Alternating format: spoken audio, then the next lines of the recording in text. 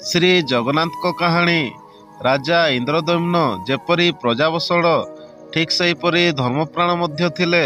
ତାଙ୍କ ମହତ୍ତ୍ୱ ବର୍ଣ୍ଣନା କରି କେତେ କବି କବିତା ଲେଖିଥିଲେ, କେତେ ଗାୟକ ମଧ୍ୟ ତାଙ୍କ ପ୍ରଗସ୍ତି ଗାନ କରୁଥିଲେ।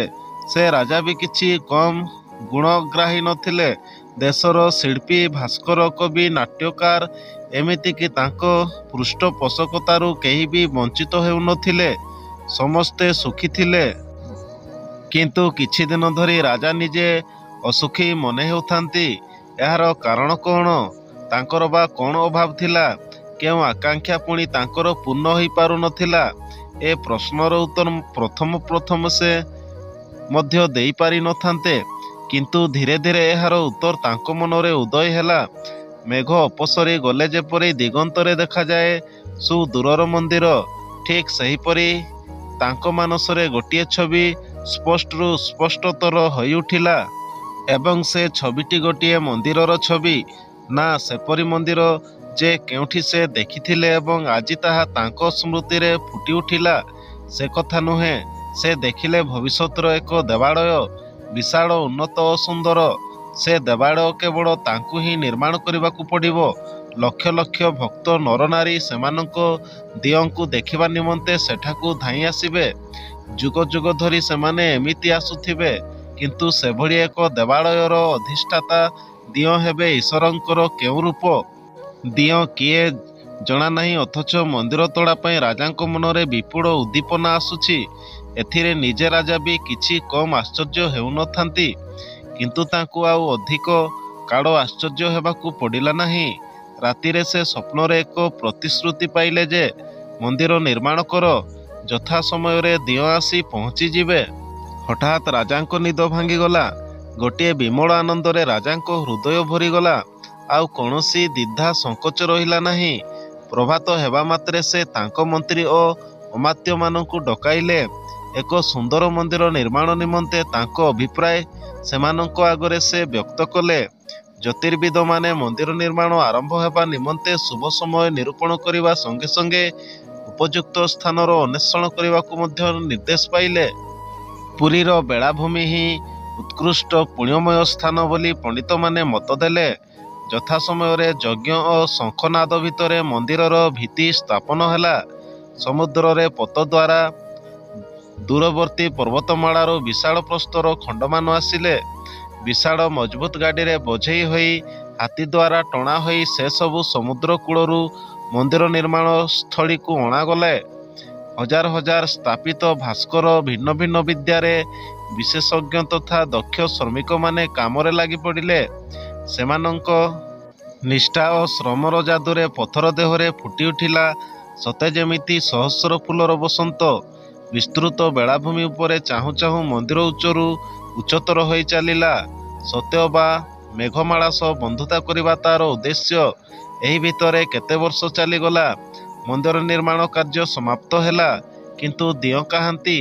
ଅସଂଖ୍ୟ କଣ୍ଠରେ ଉଚ୍ଚାରିତ ହେଲା ଏହି ଗୋଟିଏ ପ୍ରଶ୍ନ। ଉପରକୁ ନ ଦେଖାଇଲେ ମଧ୍ୟ ରାଜା ନିଜେ ବି ଏ ପ୍ରଶ୍ନ ଉପରେ କମ୍ ବିଚଳିତ ବୋଧ କରୁନଥିଲେ। ଦିନେ ମନ୍ଦିରର ଗର୍ଭଗୃହ ଭିତରେ ଏକାକୀ ବସି ରହି ସେ ପ୍ରାର୍ଥନା କରି କହିଲେ, ହେ ଭଗବାନ, କିଭଳି ରୂପରେ ତୁମେ ଏ ଦୀନଭକ୍ତ ନିର୍ମିତ ଏ ମନ୍ଦିରରେ ଶୋଭା ପାଇବ, ମୋତେ ଏତକ ଜଣାଇବା ନିମନ୍ତେ କ'ଣ ଏଯାଏଁ ସମୟ ହୋଇନାହିଁ? ଆଉ କେତେଦିନ ଅପେକ୍ଷା କରିବି ପ୍ରଭୁ? ଲୋକେ ହସିବେ ଯେ ଏତେ ବିତ୍ତ, ଏତେ ସମୟ ବ୍ୟୟ ହୋଇ ଯେଉଁ ମନ୍ଦିର ନିର୍ମିତ ହେଲା, କେତେ କାଳ ସେ ଆଉ ଖାଲି ରହିବ? ସେହି ରାତିରେ ରାଜା ସ୍ୱପ୍ନରେ ଜାଣିଲେ, ପୁରୀଠୁ ଅଦୂରରେ କୌଣସି ଏକ ରୂପରେ ଲୁଚି ରହିଛନ୍ତି ଦିଅଁ। କୃଷ୍ଣଙ୍କ ଦିବ୍ୟ ଶକ୍ତି। ତାଙ୍କୁ ଖୋଜି ବାହାର କରିବାକୁ ହେବ। ରାଜା ବୁଝିଲେ, କାମଟି ଆଦୌ ସହଜ ନୁହେଁ। କାରଣ ଲୁଚକାଳି ଖେଳରେ କୃଷ୍ଣଙ୍କୁ ବଳିଯିବ ବା କିଏ? ଯିଏ ସଚ୍ଚା ଭକ୍ତ ହେବା ସଙ୍ଗେ ସଙ୍ଗେ ଜ୍ଞାନୀ ଓ ବୁଦ୍ଧିମାନ ହୋଇଥିବ, କେବଳ ସିଏ ହିଁ ତାଙ୍କୁ ଆବିଷ୍କାର କରିପାରିବ। ତାପରେ ରାଜା ଅନେକ ଭାବିଚିନ୍ତି ଚାରିଜଣ ବିଜ୍ଞ ପଣ୍ଡିତଙ୍କୁ ଚାରିଦିଗକୁ ପ୍ରେରଣ କଲେ। ସେମାନଙ୍କ ଭିତରେ ଯିଏ ସବୁଠାରୁ ବୟସରେ ତରୁଣ, ତାଙ୍କ ନାଁ ବିଦ୍ୟାପତି। ସେହି ବିଦ୍ୟାପତି ପୂର୍ବ ଦିଗକୁ ଚାଲିଲେ। କିଛି ବାଟ ଯାଇ ସେ ପୁଣି ଉତ୍ତରକୁ ବୁଲିଲେ। କୌଣସି ଅଜଣା ପ୍ରେରଣାରେ ସେ ଚାଲିଛନ୍ତି ତ ଚାଲିଛନ୍ତି। କେତେବେଳେ ଯାଇ ଗୋଟିଏ ବନସ୍ତରରେ ସେ ପ୍ରବେଶ କଲେଣି। ସେ କେବଳ ଏତିକି ଜାଣୁଥିଲେ ଯେ ତାଙ୍କ ପାଦ ଦୁଇଟି ଆଉ ନିଜ ଅକ୍ତିଆରରେ ନାହାନ୍ତି। ବନସ୍ତ କ୍ରମେ ଗାଢ଼ ହେଲା। ସେତେବେଳେ ତାଙ୍କ ସାଙ୍ଗରେ ଦେହରକ୍ଷୀ ନାହାନ୍ତି କି ହାତରେ ଅସ୍ତ୍ର ବି ନାହିଁ, କିନ୍ତୁ ତାଙ୍କ ମନରେ ବି ଭୟ ନାହିଁ। ଆଗରେ ଗୋଟିଏ ପାହାଡ଼। ହଠାତ୍ ତାଙ୍କର ମନେ ହେଲା ଯେ ସେ ପାହାଡ଼ ଯେମିତି ସଙ୍ଗୀତମୟ, ମୃଦୁ ବଂଶୀ ଓ ଢୋଲବାଦ୍ୟ, ତା ସାଙ୍ଗକୁ ସମବେତ କରତାଳି ଓ ମଧୁର କଣ୍ଠସ୍ୱର। ପାହାଡ଼ ଭିତରୁ ହିଁ ସତେଅବା ଏସବୁ ଶବ୍ଦ ଆସି ତାଙ୍କୁ ଚମତ୍କୃତ କରିଦେଲା। ଅବଶ୍ୟ ସେ ଅନୁମାନ କରିନେଲେ ଯେ ଏସବୁ ଶବ୍ଦ ପାହାଡ଼ ସେପାରିରୁ ହିଁ ଆସୁଛି। ତାପରେ ସେ ପାହାଡ଼ ଆରୋହଣ କଲେ। ସେପଟେ ମନୋରମ ସବୁଜ ଉପତ୍ୟକା ଥିବାର ସେ ଦେଖିଲେ। ତହିଁ ଭିତରେ ନୃତ୍ୟରତ ଦଳେ ବନବାସିନୀ ତରୁଣୀ। ସେତେବେଳକୁ ତ ବିଦ୍ୟାପତି ଅତ୍ୟନ୍ତ କ୍ଳାନ୍ତ ହୋଇ ପଡ଼ିଥିଲେ। ତେଣୁ ଏ ସଙ୍ଗୀତ ଓ ଦୃଶ୍ୟ ତାଙ୍କ ଲାଗି ସଞ୍ଜୀବନୀ ଭଳି କାମ ଦେଲା। ଗୋଟିଏ ଗଛ ଡାଳକୁ ଧରି ସେ ସେଆଡ଼େ ନିର୍ନିମେଷ ନୟନରେ ଅନାଇ ରହିଲେ। କିନ୍ତୁ ହଠାତ୍ ସେ ଚମକି ପଡ଼ିଲେ। ଏ ଭୀଷଣ ଶବ୍ଦ କାହୁଁ ଆସିଲା, ଏହା ଭାବି ସେ ଅନାଇଲେ। ବାଘଟିଏ ତାଙ୍କୁ ଦେଖୁଛି, କିନ୍ତୁ ଖାଲି ଦେଖିବାରେ ତାର ଶାନ୍ତି ନଥିଲା। ସେ ତାଙ୍କ ଆଡ଼େ ମାଡ଼ି ଆସିଲା। ବିଦ୍ୟାପତି ଗଛ ଚଢ଼ିବାରେ ଧୁରନ୍ଧର ନଥିଲେ କି ଦୌଡ଼ିବାରେ ବି ନୁହେଁ। ପଣ୍ଡିତ ଲୋକ କି କର୍ତ୍ତବ୍ୟ ବି ମୂଢ଼ ଭାବରେ ଶେଷରେ ସେ ଠିଆ ହୋଇ ରହିଲେ। ପୁଷି, ଇଆଡ଼େ ଆ। ନୃତ୍ୟ ବନ୍ଦ କରି କନ୍ୟାମାନେ ସେ ଦୃଶ୍ୟ ଦେଖୁଥିଲେ। ତାଙ୍କରି ଭିତରୁ କେହି ଜଣେ ଏ ନିର୍ଦ୍ଦେଶ ଦେଲା। ବାଘ ଆଖି ପଲକରେ ଲମ୍ପ ମାରି ଯାଇ ସେ କନ୍ୟାମାନଙ୍କ ଗହଣରେ ପହଞ୍ଚିଗଲା। ଯିଏ ତାକୁ ପୁଷି ବୋଲି ଡାକିଥିଲେ, ବାଘ ଯାଇ ତାଙ୍କ ପାଦ ଉପରେ ଲୋଟିଗଲା, ଠିକ୍ ପୁଷି ଭଳି। ସେ କନ୍ୟା ବାଘକୁ ସ୍ନେହରେ ଚାପୁଡ଼ାଟାଇ ଦେଲେ। ସମସ୍ତଙ୍କ ଭିତରେ ସେ ଦେଖୁଥିଲେ ଅପରୂପା ଉଜ୍ଜ୍ୱଳ, କିନ୍ତୁ କ୍ଳାନ୍ତ ବିଦ୍ୟାପତି ଆଉ ଠିଆ ହୋଇ ପାରୁନଥିଲେ। ତେଣୁ ସେ ଲୁଥ୍ ହୋଇ ତଳେ ପଡ଼ିଗଲେ। ବାଘକୁ ପୁଷି ବନାଇଥିବା ସେହି କନ୍ୟାଙ୍କ ନିର୍ଦ୍ଦେଶରେ ଦୁଇଜଣ ତାଙ୍କ ଉପରେ ପତ୍ରକୁ ପଙ୍ଖା କରି ବିଞ୍ଚିବାକୁ ଲାଗିଲେ। ଆଉ ଜଣେ ଦୌଡ଼ି ଯାଇ ଝରଣାରେ ପାଣି ଆଣିଲା।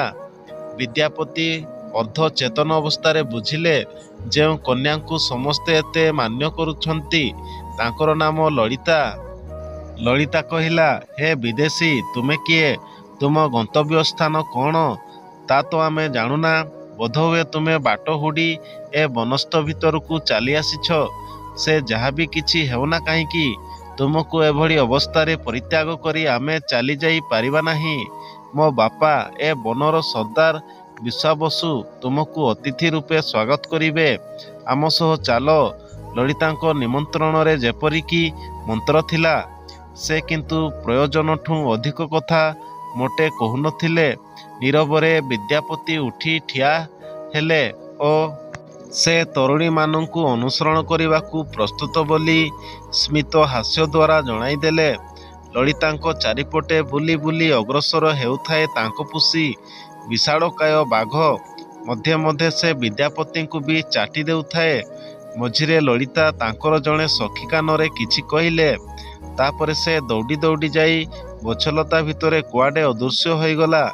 ଏସବୁ ଦେଖି ବିଦ୍ୟାପତିଙ୍କର ଧାରଣା ହେଲା, ବିଶ୍ୱାସବସୁଙ୍କୁ ଆଗତୁରା ଖବର ଦେବା ନିମନ୍ତେ ହିଁ ବୋଧେ ସେ ଝିଅଟି ଦୌଡ଼ିଗଲା। ଅଦୂରରେ ଗୋଟିଏ ବିଶାଳ ଶିଳାଖଣ୍ଡ ଉପରେ ବିଶ୍ୱାବସୁ ଦେଖାଦେଲେ। ଗମ୍ଭୀର, ଉଦାର ଓ ପ୍ରଶାନ୍ତ ଥିଲା ତାଙ୍କ ମୁଖମଣ୍ଡଳ। ବିଦ୍ୟାପତିଙ୍କ ଆଖି ତାଙ୍କ ଉପରେ ପଡ଼ିବା ମାତ୍ରେ ସେ ହାତ ଯୋଡ଼ି କରି କହିଲେ, ସ୍ୱାଗତ। ବିଦ୍ୟାପତି କହିଲେ, ମହାଶୟ, ମୋର ପରିଚୟ ଦେବା ମୋର ପ୍ରଥମ କର୍ତ୍ତବ୍ୟ। ମୁଁ ମହାରାଜା ଇନ୍ଦ୍ରଦମ୍ନୁଙ୍କର ଦୂତ। ତେବେ ମୁଁ କାହିଁକି ରାଜା ଆଦେଶରେ ଏ ବନସ୍ତକୁ ଆସିଛି, ସେ କଥା କହିବାର ଅଧିକାର ମୋର ନାହିଁ। ଏଣୁ ଆପଣ ମୋତେ କ୍ଷମା କରିବେ ବୋଲି ମୋର ଆଶା। ସବୁ କଥା ଶୁଣି ବିଶ୍ୱାବସୁ କହିଲେ, ମହାରାଜ ଇନ୍ଦ୍ରଦମ୍ନୁଙ୍କ ଦୂତଙ୍କ ଉଦ୍ଦେଶ୍ୟ ଯାହା ବି କିଛି ହେଉନା କାହିଁକି, ତାହା ମହତ୍ ହୋଇଥିବା ତ ନିଶ୍ଚିତ। ତେବେ ତୁମେ କିଛିଦିନ ଆମ ଆତିଥ୍ୟ ଗ୍ରହଣ କରି ଆମକୁ ସୁଖୀ କର। ସେତେବେଳେ ତ ଆଉ ଅରଣ୍ୟ ଭିତରେ କୌଣସି ପଣ୍ଡିତଙ୍କ ସାନ୍ନିଧ୍ୟ ପାଇବା ଏତେ ସହଜ ନଥିଲା।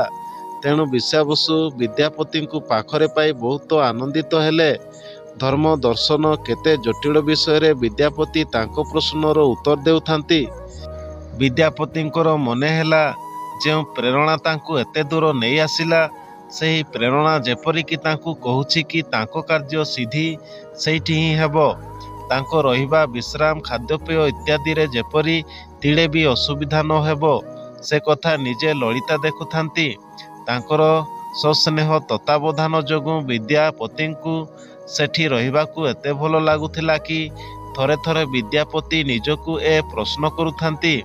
କିନ୍ତୁ ଧ୍ୟାନସ୍ଥ ହୋଇ ସେ ବୁଝୁଥାନ୍ତି ନା ତାଙ୍କ ଆକର୍ଷଣର ତାହା ହିଁ ଏକମାତ୍ର ହେତୁ ନୁହେଁ, ଆହୁରି କିଛି ଗୂଢ଼ କାରଣ ରହିଛି। ସେ କେଉଁ ଉଦ୍ଦେଶ୍ୟରେ ପୁରୀରୁ ବାହାରି ଆସିଥିଲେ ସେ କଥା ସେ କ୍ଷଣକ ପାଇଁ ମଧ୍ୟ ପସରି ନଥାନ୍ତି। କିନ୍ତୁ ତାଙ୍କ ଉଦ୍ଦେଶ୍ୟ ସଫଳ ହେବ ତ? ଯଦି ହେବ ତ କେବେ ହେବ? କିନ୍ତୁ ସେସବୁ ପ୍ରଶ୍ନ କିଛି ଦିନ ପାଇଁ ତାଙ୍କୁ ଭୁଲିଯିବାକୁ ପଡ଼ିଲା। କାରଣ ସେ ହଠାତ୍ ଅସୁସ୍ଥ ହେଲେ। ଅବଶ୍ୟ ରୋଗର କଷ୍ଟ ତୁଳନାରେ ଲଳିତାଙ୍କଠୁ ସେବା ଶୁଶ୍ରୂଷା ପାଇବାର ଆନନ୍ଦ ବହୁଗୁଣ ବଳିଗଲା। ସେ କ୍ରମେ ବୁଝିଲେ କି ଖାଲି ଲଳିତା ଯେ ତାଙ୍କୁ ଭଲ ପାଆନ୍ତି ତାହା ନୁହେଁ, ସେ ବି ଲଳିତାକୁ ବହୁତ ଭଲ ପାଆନ୍ତି। ହଠାତ୍ ଦିନେ ବିଶ୍ୱାବସୁ ଆସି ତାଙ୍କ ଶେଯ ପାଖରେ ବସି କହିଲେ, ବିଦ୍ୟାପତି, ତମେ ମୋ କନ୍ୟାକୁ ବିବାହ ହେବ? ତହୁଁ ବିଦ୍ୟାପତି ଆନନ୍ଦଭରା କଣ୍ଠରେ କହିଲେ, ତାହା ହେବ ମୋର ସୌଭାଗ୍ୟ ମହାଶୟ। ବନସ୍ତରରେ ବସନ୍ତ ଆସିଥାଏ। ପ୍ରକୃତିର ପ୍ରେମ ସହସ୍ର ପୁଷ୍ପଗୁଚ୍ଛରେ ଚହଟି ଉଠୁଥାଏ। ପ୍ରକୃତିର ସେହି ସୌନ୍ଦର୍ଯ୍ୟମୟ ପରିବେଶରେ ସଖୀମାନଙ୍କ ନାଚ ଗୀତ ଓ ବନବାସୀ ସମ୍ପ୍ରଦାୟର ପୁରୋହିତଙ୍କ ତତ୍ତ୍ୱାବଧାନରେ ଲଳିତାଙ୍କ ସହ ବିଦ୍ୟାପତିଙ୍କ ବିବାହ ଅନୁଷ୍ଠିତ ହୋଇଗଲା। ଦିନ ବିତିଗଲା। ବିଦ୍ୟାପତି ଯେତିକି ସୁଖୀ ଥାନ୍ତି ସେତିକି ମଧ୍ୟ ସେ ଅସୁଖୀ ଥାନ୍ତି। ଲଳିତାଙ୍କ ଯୋଗୁଁ ସେ ସୁଖୀ, କିନ୍ତୁ ନିଜ ଉଦ୍ଦେଶ୍ୟ ପୂର୍ଣ୍ଣ ହୋଇନଥିବା ଯୋଗୁଁ ସେ ଅସୁଖୀ। ଯଦି ବିଶ୍ୱାବସୁଙ୍କ ଭଳି ସେ ନିଜ କାମରେ ଏକାଗ୍ର ହୋଇ ପାରନ୍ତେ। ବିଶ୍ୱାବସୁ ସବୁଦିନ ପ୍ରଭାତରେ କୁଆଡ଼େ ବାହାରି ଯାଆନ୍ତି। ସୂର୍ଯ୍ୟୋଦୟ ପରେ ଯାଇ ସେ ଫେରନ୍ତି। ଭୀଷଣ ଝଡ଼ ହେଉଥିଲେ ବି ସେ ତାଙ୍କ ନିଷ୍ଠାପର କର୍ତ୍ତବ୍ୟରୁ କେବେ ବି ବିରତ ହୁଅନ୍ତି ନାହିଁ। ହଠାତ୍ ବିଦ୍ୟାପତିଙ୍କ ମନରେ ଏକ ପ୍ରଶ୍ନ ଜାଗରୁକ ହେଲା। ବିଶ୍ୱାବସୁ ସବୁବେଳେ କୁଆଡ଼େ ଯାଆନ୍ତି? ସେ ପ୍ରଶ୍ନଟି ସେ ଲଳିତାଙ୍କୁ ପଚାରିଲେ। ଏକଥା ଶୁଣି ଲଳିତାଙ୍କ ମୁହଁ ହଠାତ୍ ଫିକା ପଡ଼ିଗଲା। ସେ ନମ୍ର କଣ୍ଠରେ କହିଲେ, ସେ ରହସ୍ୟ ଖୋଲିବା ମନା, କିନ୍ତୁ ତୁମଠୁ ବା ମୁଁ ସେ କଥା କିପରି ଗୋପନ ରଖିପାରିବି?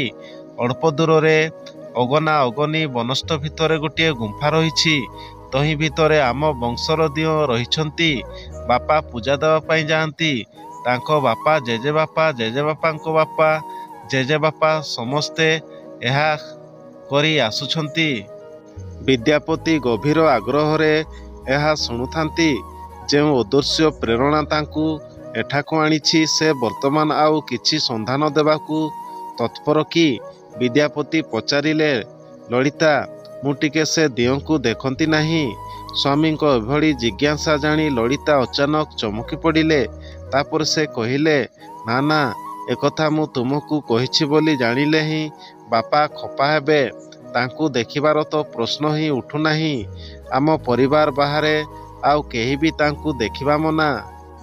ଏପରି କଥା ଶୁଣି ବିଦ୍ୟାପତି କ୍ଷୁବ୍ଧ କଣ୍ଠରେ କହିଲେ, ତୁମକୁ ବିବାହ ହେବା ପରେ ବି ମୁଁ କ'ଣ ତୁମ ପରିବାର ପାଇଁ ପର? ସ୍ୱାମୀ କଥା ଶୁଣି ଲଳିତା ଚୁପ୍ ରହିଲେ। ଅବଶେଷରେ ସେ ପ୍ରତିଶ୍ରୁତି ଦେଲେ ଯେ, ଆଚ୍ଛା, ଏ ବିଷୟରେ ମୁଁ ମୋ ବାପାଙ୍କୁ କହିବି। ବନ୍ଧୁଗଣ, କାହାଣୀଟି ଯଦି ଭଲ ଲାଗିଲା ଚ୍ୟାନେଲକୁ ଲାଇକ୍, ସବସ୍କ୍ରାଇବ୍ କରି ବେଲ୍ ଆଇକନକୁ ଦବାଇବା ପାଇଁ ଭୁଲିବେ ନାହିଁ। ଧନ୍ୟବାଦ।